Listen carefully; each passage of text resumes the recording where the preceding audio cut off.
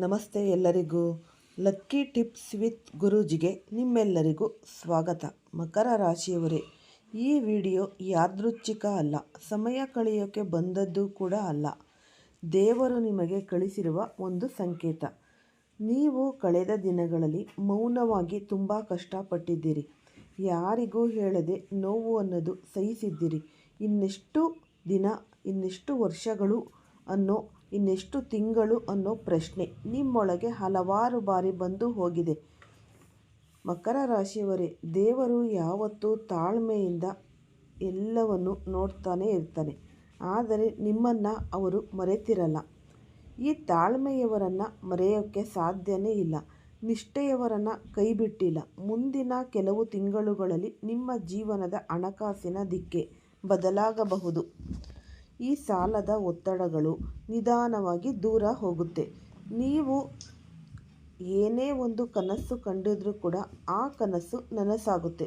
ಮತ್ತು ಈ ಶ್ರೀಮಂತ ಜೀವನದ ಬಾಗಿಲು ಅನ್ನೋದು ತೆರೆದುಕೊಳ್ಳಬಹುದು.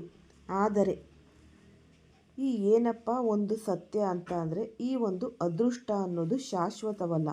ಒಂದು ಸಣ್ಣ ತಪ್ಪು ಮಾಡಿದರೆ ದೇವರು ಕೊಟ್ಟ ಅವಕಾಶ ಕೈ ತಪ್ಪುವ ಸಾಧ್ಯತೆಯು ಇಲ್ಲಿ ಕಾಣಬರುತ್ತೆ. ಆ ತಪ್ಪು ಯಾವುದು, ಅದೃಷ್ಟವನ್ನು ಹೇಗೆ ನಿಮ್ಮ ಬದುಕಿನಲ್ಲಿ ಉಳಿಸಿಕೊಳ್ಳಬೇಕು, ಎಲ್ಲವೂ ನಿಮಗೆ ಉಪಯುಕ್ತವಾದ ಮಾಹಿತಿ ನಿಮಗೆ ಸಿಗಬೇಕಾ? ಹಾಗಿದ್ರೆ ಈ ವಿಡಿಯೋ ಫಸ್ಟಿಂದ ಹಿಡಿದು ಕೊನೆ ತನಕ ಸ್ಕಿಪ್ ಮಾಡ್ದಲೇ ನೋಡಿದ್ರೆ ತುಂಬಾ ಉಪಯುಕ್ತವಾದ ಮಾಹಿತಿ ನಿಮಗೂ ಕೂಡ ಲಭಿಸುತ್ತೆ. ಈ ವಿಡಿಯೋ ಇಷ್ಟ ಆದರೆ ಲೈಕ್ ಮಾಡಿ, ಹೆಚ್ಚಾಗಿ ಈ ವಿಡಿಯೋವನ್ನು ಶೇರ್ ಮಾಡಿ. ಓಂ ಶ್ರೀ ಶನೇಶ್ವರಾಯ ನಮಃ ಅಂತ ಕಮೆಂಟ್ ಬಾಕ್ಸ್ನಲ್ಲಿ ಕಮೆಂಟನ್ನು ಹಾಕಿ. ಇಲ್ಲಾಂದರೆ ನಿಮ್ಮ ಕುಲದೇವರು, ನಿಮ್ಮ ಮನೆ ದೇವರ ಹೆಸರನ್ನು ಈ ಕಮೆಂಟ್ ಬಾಕ್ಸ್ನಲ್ಲಿ ಹಾಕಿ. ಈ 2026 ಈ ಮಕರ ರಾಶಿಯವರಿಗೆ ಈ ಹಣಕಾಸಿನಲ್ಲಿ ಹೇಗಿರುತ್ತೆ ಅಂತ ನಾವು ನೋಡ್ತಾ ಹೋಗೋಣ. ನೀವು ಪಟ್ಟ ಕಷ್ಟಕ್ಕೆ ಈಗ ಒಂದು ಪ್ರತಿಫಲ ಅನ್ನೋದು ಸಿಗುವ ಸಮಯ ಅಂತ ಬಂದೇ ಇದೆ. ನಿಮ್ಮ ಜೀವನದ ದಿಕ್ಕೇ ಬದಲಾಯಿಸಬಹುದು. ದೇವರು ನಿಮ್ಮ ಜೊತೆಯಲ್ಲಿದ್ದಾನೆ. ನಿಮ್ಮ ಸಹಾಯ ಈಗ ಶುರುವಾಗಿದೆ. ನಂಬಿಕೆ ಅನ್ನೋದು ಇಡಬೇಕಷ್ಟೆ. ನಂಬಿಕೆ ಇದ್ದರೆ ಎಲ್ಲವೂ ಸಾಧ್ಯ. ಇಡೀ ಉಳಿದದ್ದು ದೇವರ ಕೈಯಲ್ಲಿ. ಈ ಮಕರ ರಾಶಿಯವರೇ, ನೀವು ಎಲ್ಲರಂತೆ ಅಲ್ಲ. ನೀವು ಸುಮ್ಮನೆ ಕನಸು ಕಾಣುವವರು ಕೂಡ ಅಲ್ಲ. ಈ ಕನಸಿಗಾಗಿ ಹೋರಾಡುವರು. ಮೌನವಾಗಿ ಕೆಲಸ ಮಾಡಿ ಫಲಿತಾಂಶ ಬಂದಾಗ ಮಾತ್ರ ನೀವು ಮಾತಾಡ್ತೀರ. ನಿಮ್ಮ ಅಧಿಪತಿ ಈ ಶನಿ ಭಗವಾನರು ಎಂದರೆ ಈ ಕಷ್ಟ, ಸಹನೆ, ತಪಸ್ಸು ಮತ್ತು ಕೊನೆಗೆ ಒಂದು ದೊಡ್ಡ ಫಲ. ಆದ್ದರಿಂದ ಮಕರ ರಾಶಿಯವರ ಜೀವನದಲ್ಲಿ ಈ ಸುಲಭ ಯಶಸ್ಸು ಕಡಿಮೆ, ಆದರೆ ಸಿಕ್ಕ ಯಶಸ್ಸು ಬಹಳ ದೊಡ್ಡದು. ಶ್ರೀಮಂತರಾಗುವ ಆಸೆ, ಈ ದೇವರ ಅನುಮತಿ ಬೇಕೇ ಬೇಕು. ಪ್ರೀತಿಯ ಮಕರ ರಾಶಿಯವರೇ, ನೀವು ಏನು ಅಂದರೆ ಈ ಹಣದ ಬಗ್ಗೆ ಅಲ್ಲ, ನಿಮ್ಮ ವಿಧಿಯ ಬಗ್ಗೆ ಶ್ರೀಮಂತರಾಗಬೇಕು ಅನ್ನೋ ಒಂದು ಆಸೆ ಅಲ್ವಾ? ಪಾಪ ಅಲ್ಲ, ಅದು ತಪ್ಪು. ಯಾಕೆಂದರೆ ಹಣ ಶಾಪವಲ್ಲ, ಹಣ ದೇವರೇ ಕೊಡುವ ಒಂದು ಮಹಾನ್ ಶಕ್ತಿ. ಆದರೆ ಇದು ಒಂದು ಸತ್ಯ ಇದೆ, ಎಲ್ಲರ ಕೈಗೆ ಹಣ ಹೋಗುವುದಿಲ್ಲ. ಎಲ್ಲರ ಬದುಕಿಗೆ ಐಶ್ವರ್ಯ ಅನ್ನೋದು ಬರೋದೇ ಇಲ್ಲ. ದೇವರು ಹಣವನ್ನು ಶಕ್ತಿ ಇಲ್ಲದವರಿಗೆ ಕೊಡೋದಿಲ್ಲ, ತಾಳ್ಮೆ ಇಲ್ಲದವರಿಗೆ ಕೊಡೋದಿಲ್ಲ, ಈ ಜವಾಬ್ದಾರಿ ತಿಳಿಯದವರಿಗೆ ಫಸ್ಟು ಕೊಡೋದೇ ಇಲ್ಲ. ಏನಪ್ಪ ಅಂತಂದರೆ ಪ್ರೀತಿಯ ನೀವು ಈ ರಾಶಿಯವರೇ, ನೀವು ಬೇರೆ ಅಂದರೆ ಮೌನವಾಗಿ ತಾಳ್ಮೆ ತೋರಿದವರು. ಕಷ್ಟ ಅಂತ ಬಂದಾಗ ಓಡಲಿಲ್ಲ, ಜವಾಬ್ದಾರಿಯಿಂದ ಬದುಕಿದವರು. ಅದಕ್ಕೆ ಇಂದು ದೇವರು ನಿಮ್ಮ ಕಡೆಗೆ ನೋಡ್ತಾ ಇರೋದು. ಇವನು ಅಥವಾ ಇವಳು ನಿಭಾಯಿಸಲ್ಲ ಅಂತ ತೀರ್ಮಾನ ಮಾಡಿಕೊಂಡೇ ಇರ್ತಾರೆ. ಇದು ನಿಮ್ಮ ಸಮಯವಾಗಿದೆ. ಆದರೆ ನಂಬಿಕೆ ಇರಲಿ, ಅಹಂಕಾರ ಅನ್ನೋದು ಬೇಡ. ಯಾಕೆ ಅಂದರೆ ದೇವರು ಕೊಟ್ಟ ಹಣ ದೇವರ ಮಾರ್ಗದಲ್ಲೇ ಉಳಿಯಬೇಕು. ಈ ಪ್ರೀತಿಯ ಅಂತ ಅಂದರೆ ಹಣ ಅಂತ ಅಂದರೆ ಎಲ್ಲರಿಗೂ ಇಷ್ಟ ಇದ್ದೇ ಇರುತ್ತೆ. ನನಗೆ, ನಿಮಗೆ, ಎಲ್ಲರಿಗೂ ಕೂಡ. ಕೇವಲ ದುಡಿಯೋದಲ್ಲ, ಎಲ್ಲರೂ ಕೂಡ ದುಡಿತಾರೆ. ದುಡ್ಡು ಹೇಗೆ ನಾವು ಉಳಿತಾಯ ಮಾಡಬೇಕು, ಸೇವ್ ಮಾಡಬೇಕು ಅನ್ನೋದು ಇಲ್ಲಿ ಮುಖ್ಯವಾಗುತ್ತೆ. ಮತ್ತು ಇಲ್ಲಿ ಈ ಹಣದ ಬಾಗಿಲು ಅನ್ನೋದು ತೆರೆಯುತ್ತೆ 2 ಗ್ರಹಗಳು ಮಾತ್ರ. ಅಂದರೆ ಗುರುಗ್ರಹ ಇದ್ದರೆ ಅದೃಷ್ಟ ಅನ್ನೋದು ನಡೆಯುತ್ತೆ, ಜೀವನ ವಿಸ್ತಾರವಾಗುತ್ತೆ. ಈ ಸಣ್ಣ ಅವಕಾಶಗಳು ದೊಡ್ಡ ಯಶಸ್ಸಾಗಿ ತಿರುಗುತ್ತೆ. ಇನ್ನು ಶುಕ್ರ ಗ್ರಹ, ಹಣ ಬಂದರೂ ಈ ಸುಖ ಅನ್ನೋದು ಶುಕ್ರದಿಂದ ಆರಾಮಾಗಿ ಐಷಾರಾಮಿ ಜೀವನ, ಮನೆ, ಆಸ್ತಿ, ವಾಹನ ಇವೆಲ್ಲವೂ ಶುಕ್ರನ ಅನುಗ್ರಹ.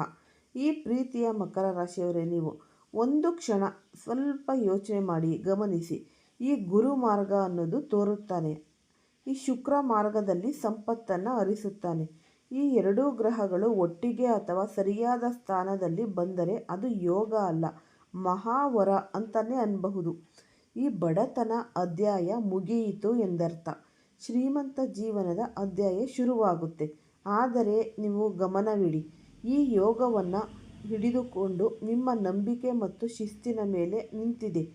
ನಿಮಗೆ ಒಂದು 15 ವರ್ಷಗಳ ನಂತರ ಬರುವ ಮಹಾಯೋಗ ಈ ಮಕರ ರಾಶಿಗೆ. ಈ ಮಾತು ಸಾಮಾನ್ಯ ಅಲ್ಲವೇ ಅಲ್ಲ, ಈ ಜ್ಯೋತಿಷ್ಯ ಕೂಡ ಅಲ್ಲ, ನಿಮ್ಮ ಜೀವನದ ಮಹಾದೊಡ್ಡ ತಿರುವು ಆಗಿದೆ. ಈ ಕ್ಷಣದಲ್ಲಿ ನಡೀತಾ ಇರೋ ಗ್ರಹಗಳ ಚಲನೆ ಪ್ರತಿದಿನದಂಥದ್ದಲ್ಲ, ಪ್ರತಿ ವರ್ಷದಂಥದ್ದೂ ಅಲ್ಲ. ಈ ಗುರುಗ್ರಹ ಸ್ಥಾನ ಬದಲಾವಣೆ ಮತ್ತು ಈ ಶುಕ್ರ ಗ್ರಹದ ಬದಲಾವಣೆ ಒಂದು ಮಹಾಯೋಗ ಅಂತಲೇ ನಾವು ಅನ್ನಬಹುದು. ಈ ಜೀವನದ ದಿಕ್ಕೇ ತಿರುಗಿಸಬಲ್ಲ ಶಕ್ತಿ ಹೊಂದಿದೆ. ಉದ್ಯೋಗದಲ್ಲಿ ಏರಿಕೆ, ಹಣಕಾಸಿನಲ್ಲಿ ಮುಕ್ತತೆ ಮತ್ತು ಈ ಮನೆ, ಆಸ್ತಿ, ಯೋಗ, ವ್ಯಾಪಾರದಲ್ಲಿ ಬೆಳವಣಿಗೆ, ಕುಟುಂಬದಲ್ಲಿ ನೆಮ್ಮದಿ ಇವೆಲ್ಲವೂ ಒಂದೇ ಸಮಯದಲ್ಲಿ ಚಲಿಸಬಹುದು. ಆದರೆ ನೀವು ಇಲ್ಲಿ ಒಂದು ಸತ್ಯ ಇದೆ, ಏನಪ್ಪ ಅಂದರೆ ಈ ಯೋಗ ಎಲ್ಲರಿಗೂ ಫಲ ಕೊಡೋದಿಲ್ಲ. ನಿರ್ಧಾರ ತೆಗೆದುಕೊಳ್ಳುವವರಿಗೆ ಅಷ್ಟೇ ಫಲ ಅನ್ನೋದು ಸಿಗುತ್ತೆ. ಈ ಸಮಯದಲ್ಲಿ ಭಯ ಬಿಟ್ಟು ಹೆಜ್ಜೆ ಇಟ್ಟರೆ ಮಾತ್ರ, ಸಂಶಯ ಬಿಟ್ಟು ನಿರ್ಧಾರ ಮಾಡಿದರೆ ಮಾತ್ರ ಯೋಗ ಅನ್ನೋದು ನಿಮ್ಮ ಹಿಂದಿನ ಎಲ್ಲ ಕಷ್ಟಗಳಿಗೆ ಉತ್ತರವಾಗುತ್ತೆ. ಇದು ಅವಕಾಶ, ದೇವರು ಕೊಟ್ಟ ತಿರುವು, ಕೈ ತಪ್ಪಿಸಿಕೊಳ್ಳಬೇಡಿ. ಉದ್ಯೋಗ ಮತ್ತು ಸಂಬಳದ ಯೋಗ ಅಂದರೆ ನೀವು ಕೆಲಸ ಮಾಡ್ತಾ ಇದ್ದರೆ ನಿಮ್ಮ ಶ್ರಮವನ್ನು ಮೇಲಾಧಿಕಾರಿಗಳು ಗಮನಿಸುತ್ತಾ ಇದ್ದರೆ ಈ ಸಮಯದಲ್ಲಿ ಒಂದು ಸ್ಯಾಲ್ರಿ ಅನ್ನೋದು, ಈ ಪ್ರಮೋಷನ್ ಅನ್ನೋದು ನಿಮಗೆ ಸಿಗ್ತಾ ಹೋಗುತ್ತೆ. ಹಾಗಾಗಿ ನಿಮಗೆ ಒಂದು ಆದ್ಯತೆ ಅನ್ನೋದು ಸಿಗುತ್ತೆ, ಹೆಚ್ಚಾಗಿ ಒಂದು ಮಾನ್ಯತೆ ಅನ್ನೋದು ಸಿಗುತ್ತೆ. ನಿಮ್ಮ ಬಾಸ್ ಜೊತೆ ಮಾತುಕತೆ ಮಾಡೋದಕ್ಕೆ ನಿಮಗೆ ಒಂದು ಅತ್ಯುತ್ತಮ ಸಮಯ, ಒಳ್ಳೆಯ ಸಮಯ ಅಂತಲೇ ಅನ್ನಬಹುದು. ಆದರೆ ನೆನಪಿರಲಿ, ಅಹಂಕಾರದಿಂದ ಅಲ್ಲ, ಆತ್ಮವಿಶ್ವಾಸದಿಂದ ಮಾಡಬೇಕು. ವ್ಯವಹಾರ ಮತ್ತು ಹೂಡಿಕೆಯ ಯೋಗ, ನೀವು ಒಂದು ಬಿಸ್ನೆಸ್ ಮಾಡ್ತಾ ಇದ್ದರೆ ಈ ದರ ನಿಗದಿ ಮಾಡುವಾಗ, ಒಪ್ಪಂದ ಮಾಡಿಕೊಳ್ಳುವಾಗ ಸಮಯ ನೋಡಿ ನಿರ್ಧಾರ ತೆಗೆದುಕೊಳ್ಳಿ. ಈ ಗುರುಗ್ರಹ ಮೇ ತಿಂಗಳಿನಲ್ಲಿ ಮಿಥುನ ರಾಶಿಯಲ್ಲಿ ಸಂಚಾರ. ಇದು ಸೂಚಿಸೋದು ಏನು ಗೊತ್ತಾ, ನಿಮಗೆ ಮಾತಿಗೆ ತಾಕತ್ತು ಅನ್ನೋದು ಬರುತ್ತೆ. ನಿಮ್ಮ ಮಾತು ಹಣ ತರುತ್ತೆ, ನಿಮ್ಮ ಮಾತು ಒಪ್ಪಂದ ಕೊಡುತ್ತೆ.